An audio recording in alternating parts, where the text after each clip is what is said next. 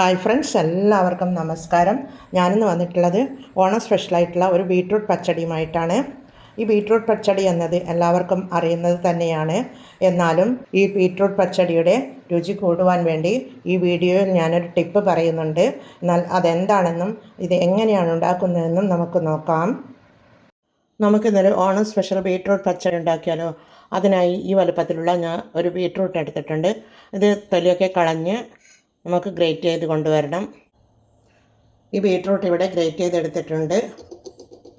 ഇത് നമുക്കൊരു ചട്ടിയിലേക്ക് ഇട്ട് കൊടുക്കാം.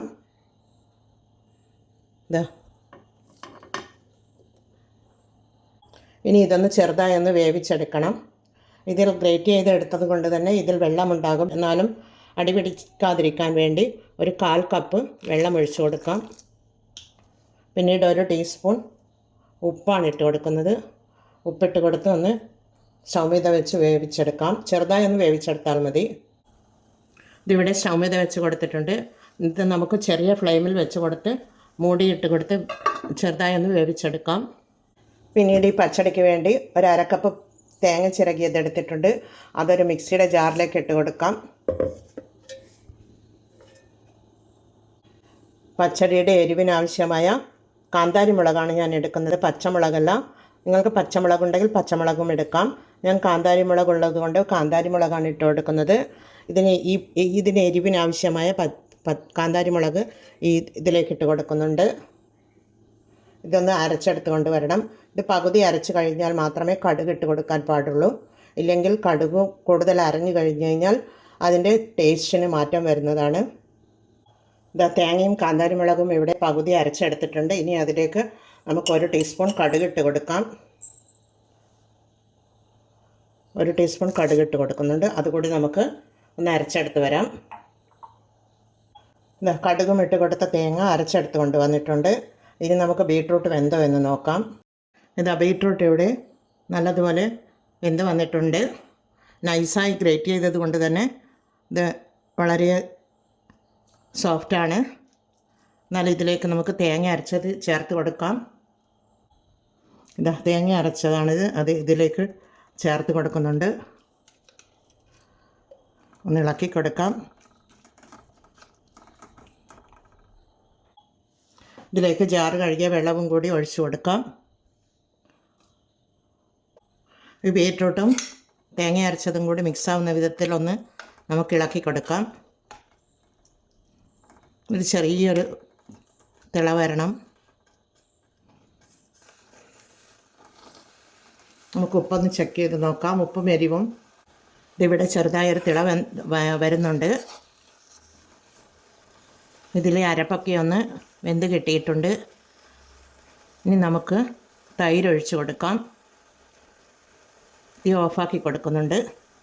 തീ ഓഫാക്കി കൊടുത്തതിന് ശേഷം കുറച്ചൊന്ന് തണിഞ്ഞതിന് ശേഷം മാത്രമേ തൈര് ഒഴിച്ച് കൊടുക്കാൻ പാടുള്ളൂ.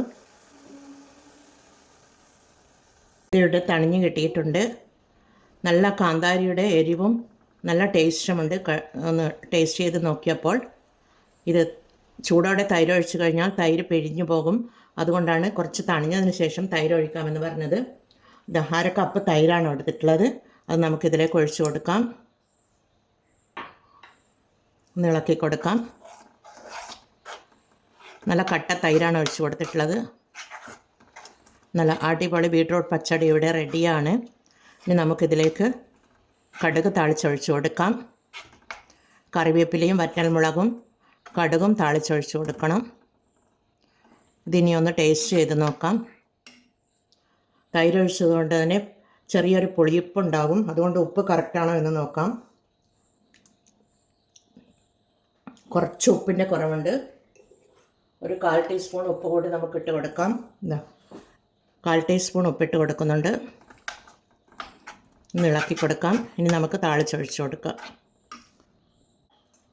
കടുക് താളിക്കാനായി ഒരു പാൻ സ്റ്റൗ മീത വെച്ച് കൊടുത്തിട്ടുണ്ട്. അതിലേക്ക് നമുക്ക് 1 ടേബിൾ സ്പൂൺ വെളിച്ചെണ്ണ ഒഴിച്ച് കൊടുക്കാം. എണ്ണ ചൂടായി വരുന്നുണ്ട്. അതിലേക്ക് ഒരു 1/2 ടീസ്പൂൺ കടുക് ഇട്ട് കൊടുക്കാം. അതുപോലെ ഒരു 1/2 ടീസ്പൂൺ ജീരകമാണ് ഇട്ട് കൊടുക്കുന്നത്. അതുപോലെ ഒരു വറ്റൽമുളക് ചെറുതായി കട്ട് ചെയ്തെടുത്തിട്ടുള്ളതാണ്, അതുകൂടി ഇട്ട് കൊടുക്കാം. ഇതിലേക്ക് 2 തണ്ട് കറിവേപ്പില കൂടി ഞാൻ ഇട്ട് കൊടുത്തിട്ടുണ്ട്. അത് നമുക്ക് ഈ പച്ചടിയിലേക്ക് താളിച്ചൊഴിച്ച് കൊടുക്കാം. നല്ല അടിപൊളി ബീട്രൂട്ട് പച്ചടി ഇവിടെ റെഡിയാണ്. കാന്താരിമുളക് അരച്ചത് കൊണ്ട് തന്നെ പ്രത്യേക ഒരു രുചിയാണ് ഇതിനുള്ളത്. നമുക്കിതൊന്ന് ടേസ്റ്റ് ചെയ്ത് നോക്കാം.